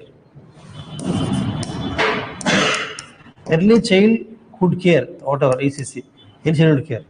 National Health Mission, Integrated Child Development Scheme, like that. Healthcare is taken, health insurance is there. Health insurance, now right now health insurance is there. So like that, many government schemes are integrated action plan, means integrating everything. Health, education, employment, connectivity, development, everything. Understand? That is one very important scheme. To address Naxalism. Actually, they are doing this to address Naxalism only. I told in the class, first statement, Prime Minister of India said, what he said? Development is the remedy for Naxalism. The solution for development, if you do all these things, no, the village youth, village people will start liking the government. They start getting jobs, they start getting food. Then, also write down public distribution system, ration. It gives food for very low cost, rice for 2 rupees, 1 rupee, wheat for 2 rupees, food pulses for 3 rupees kg. You know about the PDS, right? Public distribution system. So if all these things are properly done, people will not go towards extremism. They will start loving the government. Write down. It builds the trust of the people on the government. It builds the trust of the people on the government.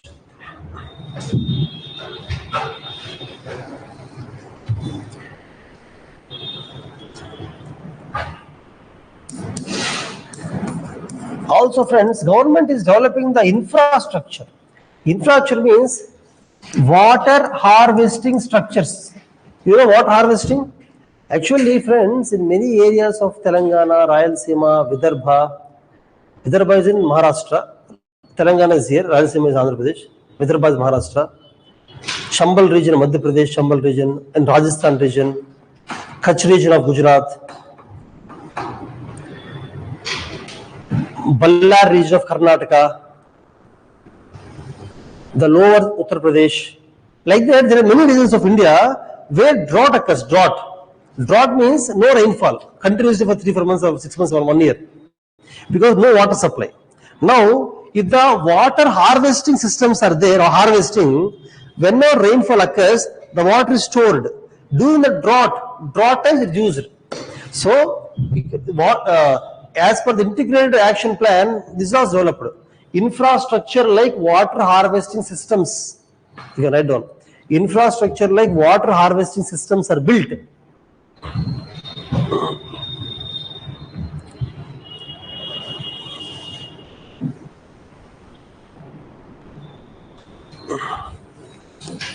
Social forestry is encouraged.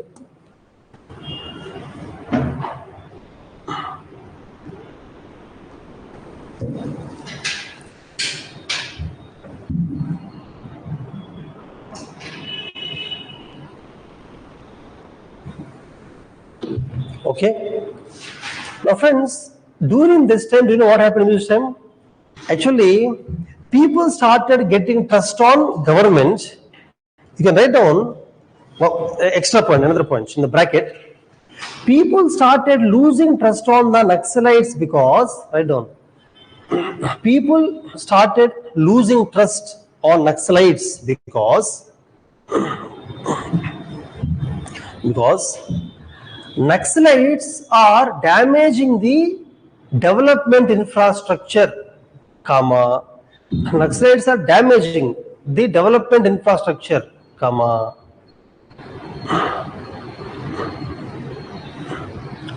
their violence is killing the innocent people. Their violence is killing the innocent people,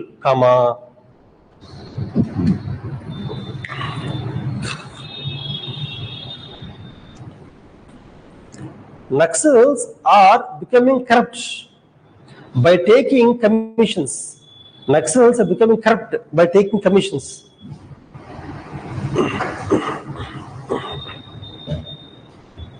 Etc. This is a separate point. This point is separate. In this point, you should not add this point to the previous point. Separately write in the bracket. In this point, what you understood? Naxals, you know what Naxals are doing? In a village, if the schools are built, or water canals are built, or hospitals are built, Naxals are blasting them, damaging them. Why? You know, tell me why? If development is done, people will not as Naxalites, no? People no more as Naxalites, no? So they are damaging the infrastructure. That's why I said Naxalites are damaging the development infrastructure. First point. Second point, Naxals, they are killing innocent also. For example, if Naxals, generally tell me, Naxals kill whom? Generally Naxals want to kill government officials. See, which government officials you have to kill? Corrupt government official, okay, you should not kill anybody, but let us say, according to the public, Naxals can kill the corrupt government officials. But sometimes they are killing the innocent officials also. A good constable, a good police, a good MLA also they are killing sometimes. Just because they are developing the village. Friends, whenever you plan attack, for example, I am an Naxalite, I want to kill a SP. I planned attack on SP. Along with SP, many constables, surrounding people, guards, what will die now? This is bad now. I can kill the SP because he's corrupt. But how can I kill everybody else? Very second point. Killing the innocent people. Okay, I told you that no. Third thing I told you is corruption. Naxals, tell me how Naxals get the guns, how they get the food, how they get the ammunition or whatever. By corruption. Naxals are also corrupt. They are also doing corruption, by which they are earning money. That's why people started hating the Naxalites. So slowly what happened? Because of these development activities, people are gaining the trust on the government and they are losing trust on the Naxalites because of these things. Friends, do you know, in villages, if you go to villages, Telangana also, there are some families, they are not Naxalites, but they are Naxal sympathizers. Sympathizer means they show sympathy. If Naxal is coming to my village, I actually give him food. He can stay in my home for 2-3 days. I give him some money and I send him. Because I feel Naxalite is a very good person. He sacrificed his life for the public. He's fighting against government. So I have a positive corner. It's called sympathizer. I have seen the movie Sindhuram. Ravi Teja and Brahmaji. Yeah? Sindhuram movie is there. In that you see the sympathizer. It's a very good movie, Sindhuram. Okay. So that kind of trust is going now. Previously, people used to like Naxalites. They used to sympathize. I'm not Naxalite, but still I like Naxalites. If they come, I take care of them, I give them some money, give them food and let them go. But now I won't do that. Because now my trust has gone on Naxalites. You understand? That shift occurred because of this development only. Development, okay? Okay. Friends, there are many acts which actually, I'm telling you about the soft measures. I did not go to hard I will go out sometime. There are hard measures now. I'm telling you about soft measures now, okay? Friends, see, in 1992, another next point. In 1992, I'm telling soft measures only, developmental measures. In 1992, the 73rd Constitutional Amendment Act and do you know this? 73rd Amendment Act created the Panchayat system. 74th, municipalities. Both are local governments. Now, from then onwards, from 1992 onwards, local governments are increasing. Local governments, you no need to depend on the state government. In the Panchayat, in the village, only government is there. In city, and government is there. They will take care of developments. Because of that, development increased. When government is at local level, development is more, no? Because that also Naxalism reduced.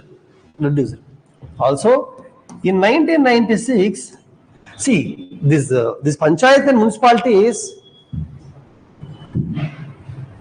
You write this one. Okay, now you write down other reasons for eradication of Extremism. One is in 1992, the 73rd and 74th Constitutional Amendment Acts created local self-government that led to rural development. That's all. That led to rural development.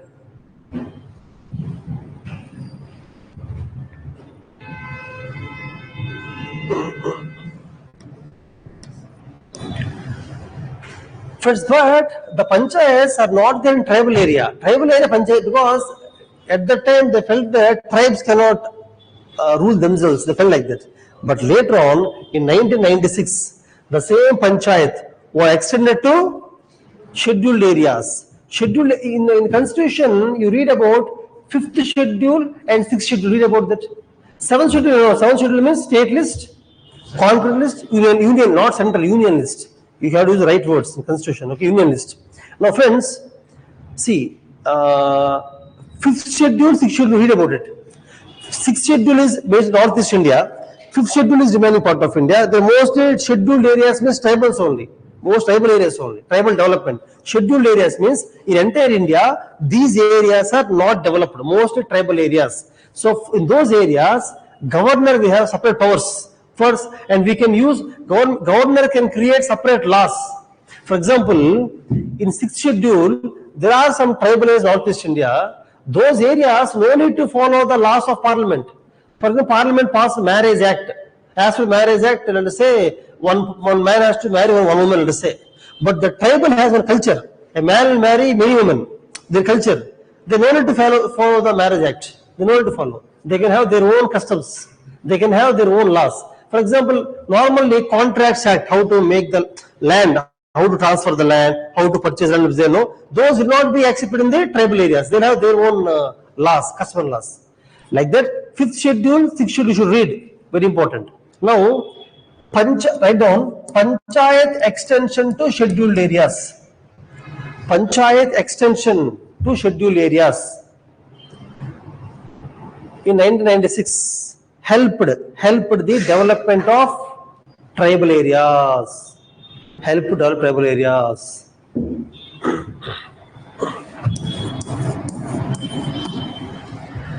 In 2006, there was a very important act. This act also you should read after going home. This is a very important act of Society of India.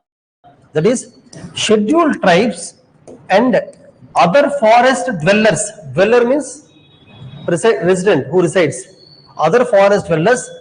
Recognition of Forest Rights Act. This is, according to me, a very important act in the tribals for tribal development. Very important act. You write, don't write like me. Write completely. Scheduled tribes and other forest dwellers. Other forest dwellers. Recognition of Forest Rights Act. Also, in 2008, recognition of forest right rules. Recognition of forest right rules. 2008.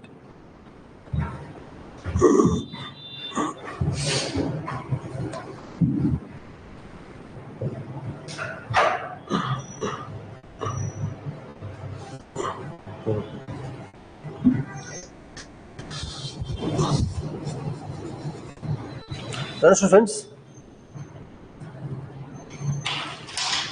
Do you know what is that?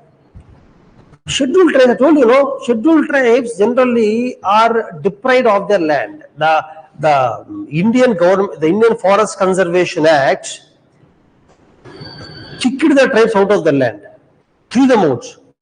To save the forest, to conserve the wildlife, they deprived the tribes of their traditional land. Tribes who are staying in that land thousands of years are sent out of the land, thrown out for the forest conservation. But the 2006 Act, scheduled tribes, other forest dwellers, recognition of forest rights. That means, according to this Act, the Act recognizes the rights of the tribes. A tribe has a right to stay there. He can do shifting cultivation. He can collect the local forest produce, he can sell in the market. All are recognized. Now police and forest guards cannot come and exploit them, cannot arrest them. Okay? Did I tell you about the exploitation by forest guards? Huh? I think, okay, actually one of the reasons here, Forest Conservation Act is there, no? As the Forest Conservation Act, the forest guards used to exploit tribes. Did not tell you that? Do you know how they used to exploit forest guards? Many tribes used to stay in the forest, no? Now I am the forest guard. I am the forest guard. As a forest guard, my duty is to conserve the forest, no? No, I will go to the forest. Tribes are there. I will tell tribes this land does not belong to you. I will kick them out. I will beat them. And I will do atrocities. I can do whatever on them. Forest guards used to exploit the tribal people. They cannot do anything. They cannot complain to police also. Because they are staying illegally, So the tribals are highly exploited by the forest guards. That's the reason. To stop all these things, to stop the exploitation, to stop the problems faced with the tribes. Did I tell you about forest tribes used to do shifting cultivation, collect the local forest produce? They used to collect, sell in the market. All these things are stopped. As per this Act, all the rights are stopped. They are thrown out. Now all these things are again restored. Restored by which Act? Recognition of Forest Rights Act. It's a very important Act. This Act really helped tribes to start liking the government of India. Now they are able to happily stay in the forest and they are able to do their traditional livelihood activities without any obstruction from the government of India. Traditional livelihood. Traditionally, whatever they do in the forest, they can do now. Nobody can stop them. Understand? So, you have read this act, very important act. You can say that the 2006 and 2006 and 2008 acts, 2006 and 2008 acts allowed the tribes to do their traditional activities. Allowed the tribes to do their traditional activities and legally stay in their forest land. And legally stay in their forest land without any problem to their livelihood. Without any problem to their livelihood. By collecting, without any problem to livelihood, by collecting minor forest produce like tamarind. By collecting minor forest produce like tamarind. So like tendu leaves, whatever.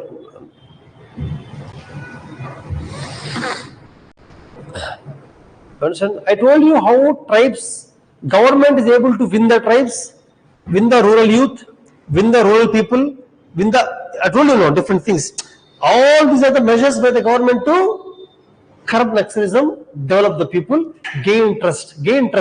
Now because of this, tribals gain trust. See, I told all these tribes only. Tribal trust. Okay. Do you know this is a very powerful act, Punjab extension. For example, in Orissa, in a tribal area, Vedanta, Vedanta mining company. It's a large mining company of India. They do bauxite mining, aluminum mining, they do, okay. Vedanta identified a large mine in Orissa, very big mine. So they want to get the permission for mining. They went to government, got permission from governments. But as per the PESA Act, the panchayat in that schedule is tribal area, tribal. In the tribal area, panchayat is there no. Panchayat should also give permission. Not only states, state government, CM will give permission, CM, because there will be something between the company and CM. And the central government may give. But panchayat has to give. Here panchayat should give. Panchayat did not give. Because panchayat is made up of the tribal people. They denied. They said we don't give permission. Understand? So the permission is cancelled. It's so powerful, PISA. Don't think PISA is a very simple act. Very powerful. A large mining company which has influence from central to state government could not do mining because of the panchayat in that tribal area. PISA Act. This 1992 did not give panchayats for tribal areas. It is only rural areas. Tribal areas, it came by this act. That is important, okay? Now, friends, the other things what is doing, I told you, when there is mining in any place, the benefits of the mining, do you think comes to tribal people? In a forest area, mining is done. Do the benefits of mining go to the local people? No. Employees come from somewhere. But these people can negotiate. They can accept that, they can give permission to mining company by asking, if the mining company gives the benefits to the local people, they allow the mining. Understand? Like that they can negotiate. Negotiation power has increased. Then friends, there is surrender and rehabilitation policy. This is also a very powerful policy. Surrender and rehabilitation policy. Do you know what is this surrender?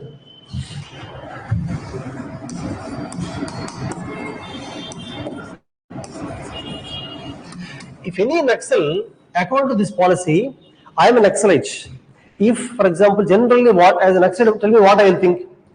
Today, if I go to the government, state government, if I surrender by giving my guns, surrender, generally what they will do? They will put me in prison, they will torture me to get the information. Where are the other Naxals? Which areas they are staying? What weapons they are having? Where they are getting weapons? Everything they will ask me now. But as per this policy, if any Naxal goes and surrenders to the police, they have to give the money. They have to give money to him and give livelihood to him. Livelihood rehabilitation. I am an Naxalite. I realized that when I was young, I joined Naxalism. Why? I felt that Naxalism can save the country. After 10 years, I understood that Naxalism is very bad, very bad strategy. So I realized. I went back to the police, I surrendered. So police will give me certain money and they will not ask me anything. They will not torture me, there will be no imprisonment also, no imprisonment. They will give money, they will give me some livelihood. I can stay happy in my life. This is excellent policy. It's called, write down, as per the surrender and rehabilitation policy of Naxalites, as per the surrender and rehabilitation policy of Naxalites, comma, a surrendered Naxal will be given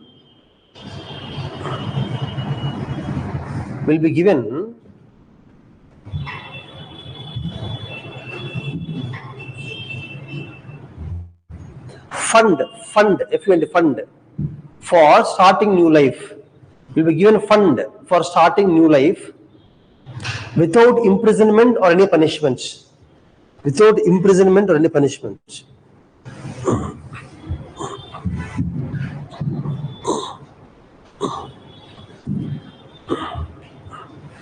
Just imagine, I am an Naxalite.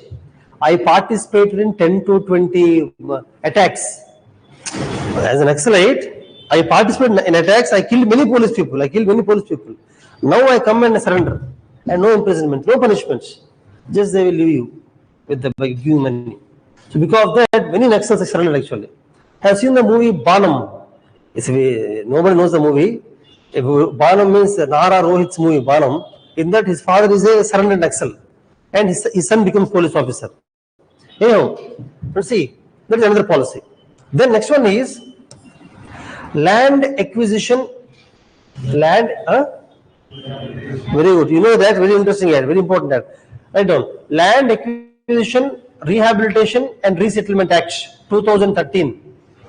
2013.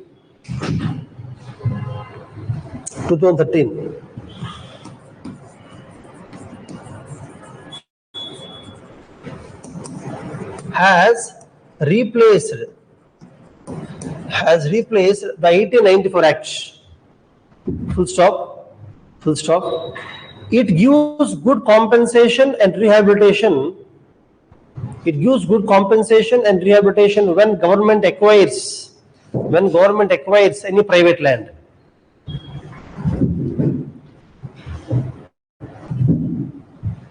When government acquires private land, it gives good compensation and rehabilitation.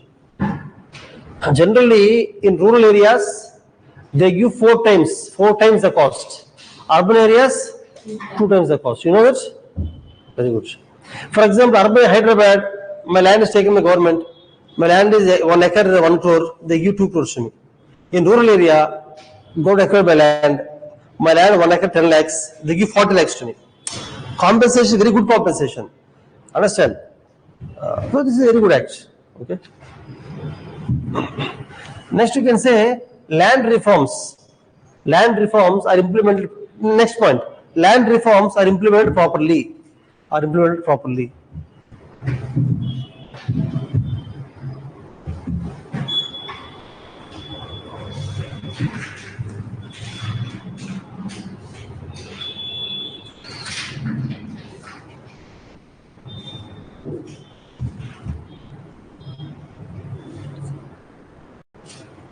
Friends, let us go to hard measures. What are the hard measures? Instead of hard, better we use security measures.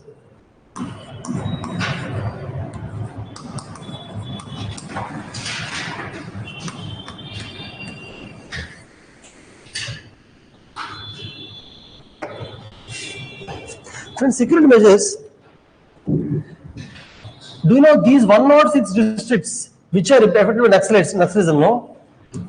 Write down. Security related expenditure is given. Security related expenditure is separately given for these districts.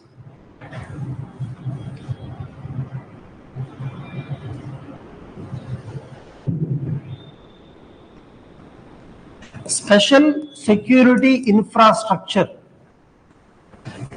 You can say that in the Naxal affected districts, central government releases SRE, special, what is it?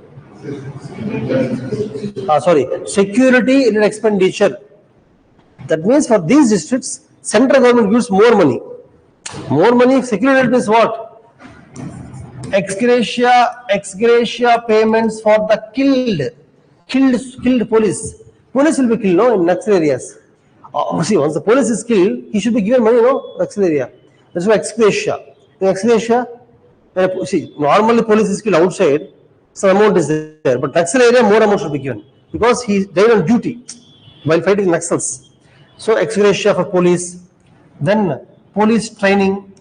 Police training is also expensive. Guns, weapons, special weapons for police. And also, friends, security, special security infrastructure means what? You know, infrastructure for security, helipads. Helipads means in those places, helipads will be there. Suddenly, Naxal attack, no, helicopter, they come helicopter and attack the Naxals. Police should be able to come helicopters, helipads is required. And fortified police stations. Fortified police stations means the police station should be completely fortified, so Naxals cannot attack the police station. I think in Aranya Parva movie, Rana movie, Naxals attack the police station, kill the police. I think so. Kill the police, basically. So, fortified police station means the police station be fortified. Fortified. So, Naxals cannot come attack them. Even fortified vehicles. I have seen the police vehicles in Naxal area. They don't go in normal jeep. High security jeeps. I mean, iron grills will be there. Even if blast happens, nothing will happen. Something like that. Okay.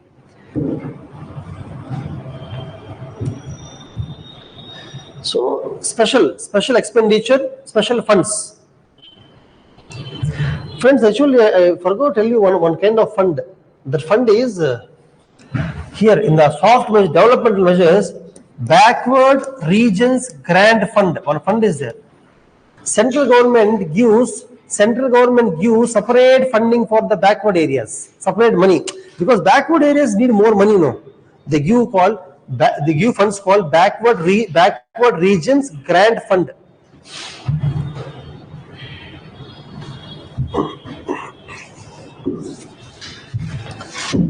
And police are given training in CR schools. CR schools means counter-insurgency and anti-terrorism schools. Insurgency, have you learned? When Bargos class, insurgency is over for you. Do you know what terrorism? Terrorist means somebody who terrorizes by violence. It's terrorism. Naxalism means left-wing extremism. Is different. The idea is different. But Naxalists are also terrorists only. Naxalists are also terrorists only because they use terror. Insurgents means, I means insurgent. This one maybe I'll explain you next class, insurgency. Actually, insurgent means a group which fights against the governments. Insurgents. For example, Northeast India insurgents. In Punjab, Khalistan, they fight against government. In Northeast India also, they fight against government. Insurgents. Nagaland, Bodo, all these things. Insurgency, that will discuss later, but just write down.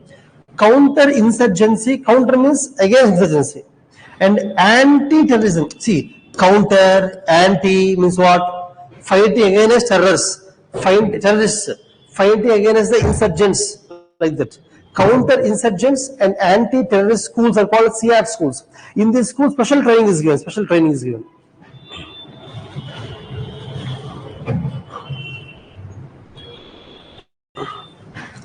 Friends, the police, if police is appointed in the Naxal areas, if a police is posted in Naxal areas, he'll get more salary. Do you know that? For example, police officer, constable, I'm working here in somewhere here, my salary is 40,000, let's say. If I work in post Naxal area for 3 years, those 3 years my salary will be 50, 60, 70, 80,000 will be there. It will be more. Extra amount will be given. Incentive, it's called incentive. So police will be given incentive to work in because they are risking their life, Naxal area is risking their life, So more salary should be given, Example, doctor is there, friend. A doctor working in city, government doctors. If a government doctor is working in the tribal area, more salary will be given, more salary. Like that, okay? So, police will have incentives to work in Naxal area. Special training. Normal training, a police with normal training cannot work in Naxal areas. It requires advanced training in Naxal areas. And motivation classes. Just like UPSC motivation classes, no?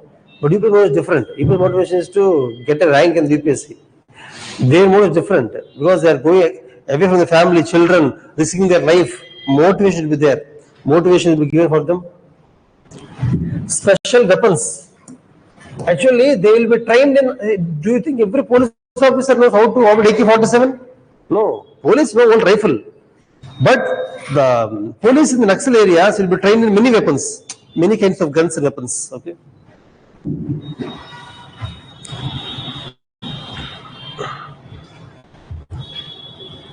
And normal state police are not sufficient to fight Naxalites. We require centrally armed police force. Write down. We require paramilitary. They are just like military. Friends, what is the difference between military and police? Of course, military differences are there. But compared to police, military will have more weapons, more arms. Okay, like that. Paramilitary. Paramilitary means like military, but they don't work in the border. They work inside the country. Paramilitary. CA, write down. Write down. In the Naxal areas, along with the state police, central armed police force will be working. Central armed police will be working. Give me some examples of CAPF. Give me some central armed police forces. One is very good.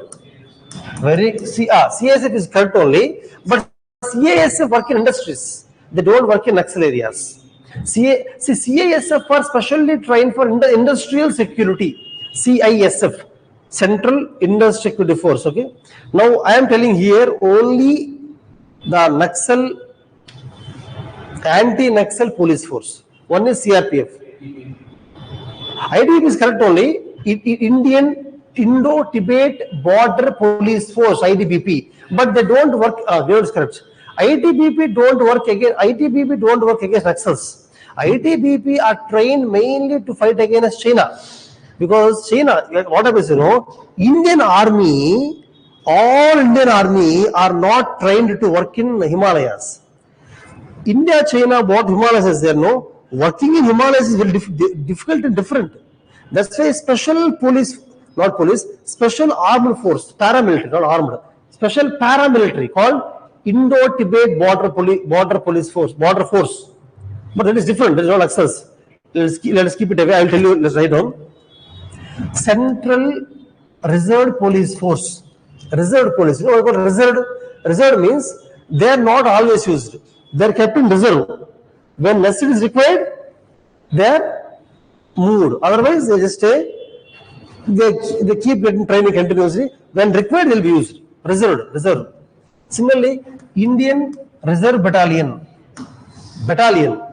They are very well equipped, trained. They don't work every day. Only when attacks happen, some combing operation, when they get some intelligence about a threat, then they will go attack. Indian Reserve Battalion. Also, Cobra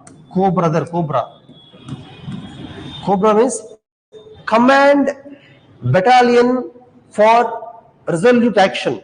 You can write down. Commando Battalion. They are very well trained. Not all police officers trained. Commando Battalion. Example, in 2008, November 26th, attack happened. Bombay attack, Bombay attack, I have seen Taj, Bombay attack. At the time, who went into the Taj to fight terrorists? Do you think the Mumbai police went into it? Yes. National Security Guard. They are very well trained. They are commandos. They will not have work every day. Every day they won't have work. They will undergo training every day. Especially when required, they will go. That's all. Okay. So, Cobra means Command Battalion for Resolute Action. Indian Reserve Battalion, Central, all these are centrally armed police force who coordinate with state police. But state police is important. You know why? State police will have local intelligence. That means they know which houses are Naxal sympathizers, Naxal stay which forest, how do they come. The area they don't know, police. That's why local police should coordinate with, but their coordination is very bad. Write down. The coordination between the state police and CAPF is poor. The coordination between the state police and CAPF is poor. Because of which the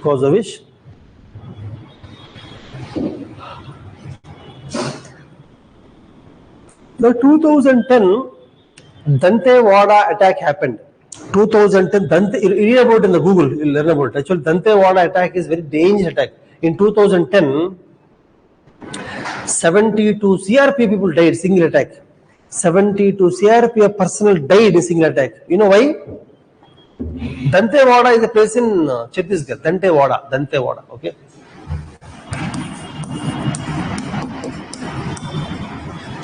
Do you know why it happened? Local police know. They have knowledge. They have intelligence that Naxals are going to attack somewhere.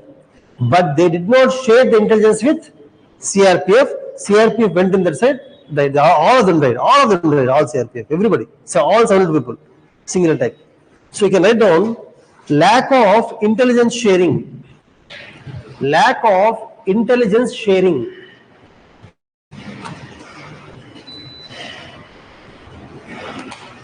Rainfall, right?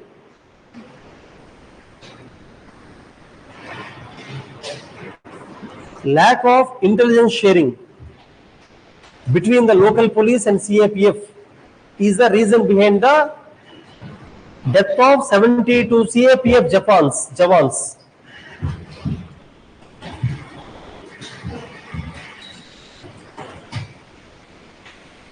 Now write down, friends. Write down.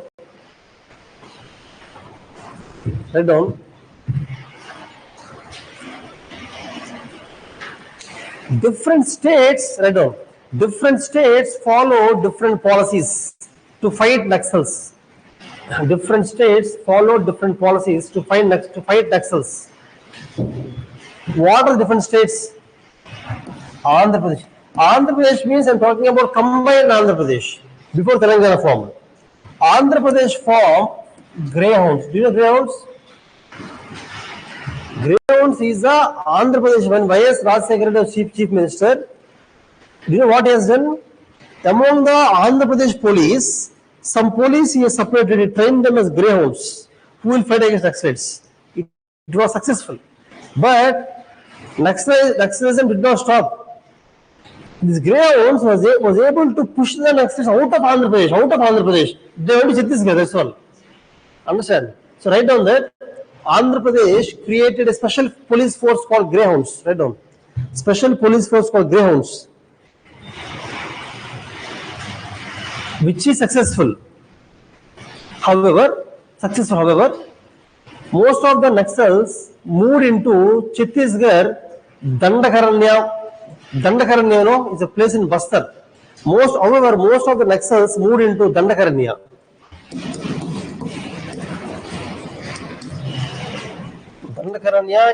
Dandakaranya region in Bastar, Chhattisgarh. Dandakaranya region in Bastar of Chhattisgarh, and made Bastar as the training hub of Naxalites in India. This is Andhra Pradesh. Now Chhattisgarh. Chhattisgarh does not have that much money to train the police. They do not have enough funds to train the police. So what they don't know? They created civilian police. Do you know what is civilian police? Civil police means illiterate poor youth, young people, 17 years, 18 years, 19 years, young people, illiterate, they don't have education, poor people. They are given money by the Chhattisgarh government. Government has done that. They give money, they give weapons, ask them to fight Naxalites, which is very bad. See, a police is educated, he has a job, he has duty, well trained, he is different. A illiterate person, a young boy, a poor who has no money, if you give him some 10 rupees, give him a gun, what he will do? He will do whatever you say. He went and fought with the Naxalites. This, do you know what is called as? This force, civil police, is called as Salva Zudum. The name is Salva. Have you heard this name, Salva Zudum? Salva Zudum is the special civilian police force of Chhattisgarh. Write down. Salva Zudum is the special civilian police force of Chhattisgarh, where the government hired, where the state government hired young, illiterate, poor people to fight Naxals by giving salaries to them, Full stop. However, this is banned by judiciary. Because of human rights violation. It's actually violation of human rights. So judiciary banned it. Andhra Pradesh state is different. Chhattisgarh different. Then West Bengal and Jharkhand, they are different. Jharkhand, you know what Jharkhand did? Jharkhand made a truce. Truce means agreement with the Naxalites. If Jharkhand government is doing mining, some money they will Naxalites, so they will not come. If they are building a dam, some money they will give Naxalites, they will not come. Like agreement, you don't destroy, we'll give money to you. So right now, Jharkhand made truce with Naxalites, which may not be a good idea actually. And West Bengal different. West Bengal has sympathy over Naxalites. Sympathy. West Bengal has sympathy over Naxalites.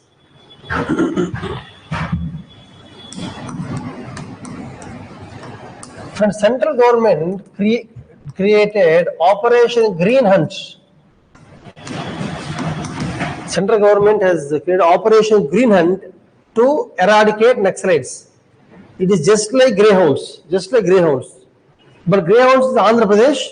Green Hunt is entire India. Operation Green Hunt.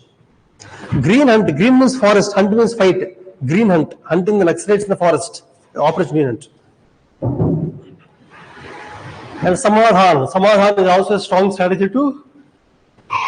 Samadhan has both. Actually, Samadhan has both development and police. Both.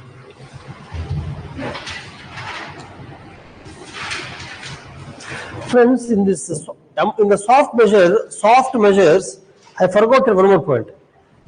Actually, government in those 106 districts, good governance. In those 106 districts, good governance. Good governance, no corruption. The collectors in the video conferencing are asked to check the corruption. They said that Naxalism is increased because of corruption only.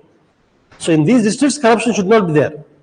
Good governance. Good governance is when a person comes to police station with a problem or comes to a revenue depot problem, they have to solve the problem. They should not do corruption. This is also part of soft measures, development measures. Okay.